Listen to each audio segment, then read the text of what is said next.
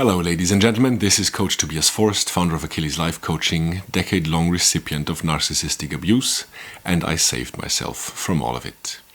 This is my platform where I share this help with you, with my videos and my coachings. Before we get into today's topic, I would kindly ask you to subscribe to the channel if you have not done so already. Put your like down below and comment for the sake of the YouTube algorithm so other people like you who are looking for answers and help find just that. So the topic of today's video is the person who never existed. Imagine the following setting. You know that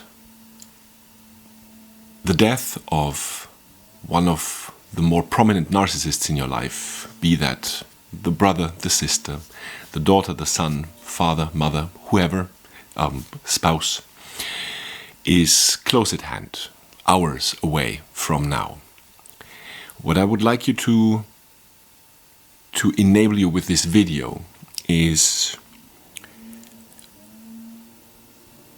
think about which path you take, what your actions during those final moments of that person, that narcissist in your life, will be before you actually are in the situation. So you can avoid to be overrun by emotions and possibly act in a way that you might later regret. Spoiler alert, there is no real right answer. This is just a help to get you into that thought process before the situation arises. For the sake of this video, let's pick the brother, the narcissistic brother. So he's in the hospital. It's hours away from his end, and in scenario one, you have the possibility to you choose to visit him and spend those last, let's say, 2 hours with him. Be mindful of who you feel empathy for, who you feel love for, who you feel sorry for. And ask yourself the question, do I hold those feelings of love and empathy for the actual person lying there on the bed? Or do I feel those emotions of empathy and love toward my decade-long projection of who this person never was? The person that never existed.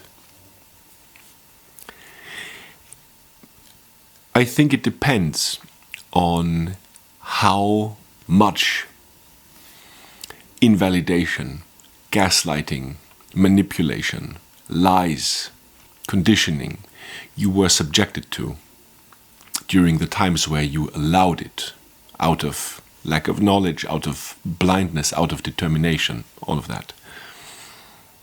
Until you didn't. And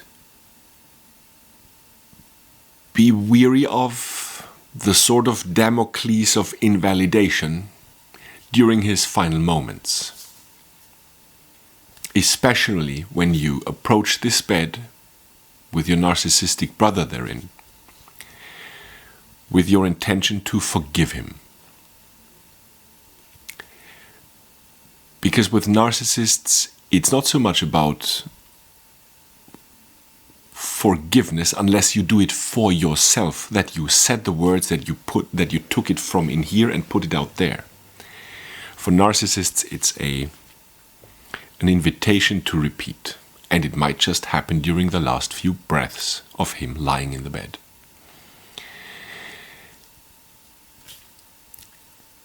If you choose to be there, be mindful of your own motivations of actually being there and of the dangers regarding his reactions and actions toward you. It might just well be an invalidation or the playing of the victim card, or just, for one of those rare occasions, actual normal behavior. I would like to tell you what will happen, but I cannot, because nobody can. Scenario number 2. You have no time obstacle that would prevent you from being with him during his last moments. You actually manage to drive to the hospital and you wait outside. You choose to sit on a bench and think and wait it out. You know that other family members are in there in the process of grieving, and then at the minute of death, mourning, each in their own way, but you choose not to go in there. You choose not to spend those final moments with him in there. If you were hoping for closure, this will of course in no way happen, as it usually in many respects doesn't happen with living narcissists anyway. Still, you might have made that choice for scenario 2, to sit on a bench instead of being in there, because to you personally, that narcissistic brother has already passed away for you in your heart and mind 20 years ago. And to be very blunt, for you this might have just been, right now, the date and time of death, of his death, might have just been a mere formality.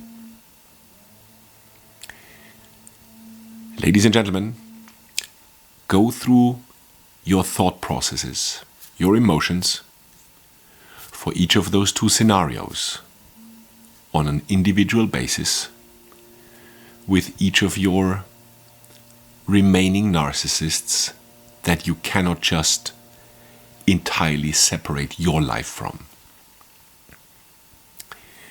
so that you enable yourself, once the moment is fast approaching, you've already gone through it several times in your mind, and you know exactly which of those 2 scenarios is best for you, with him, with her, and with him and with her.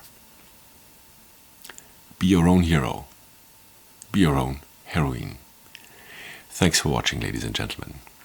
I'll see you next time.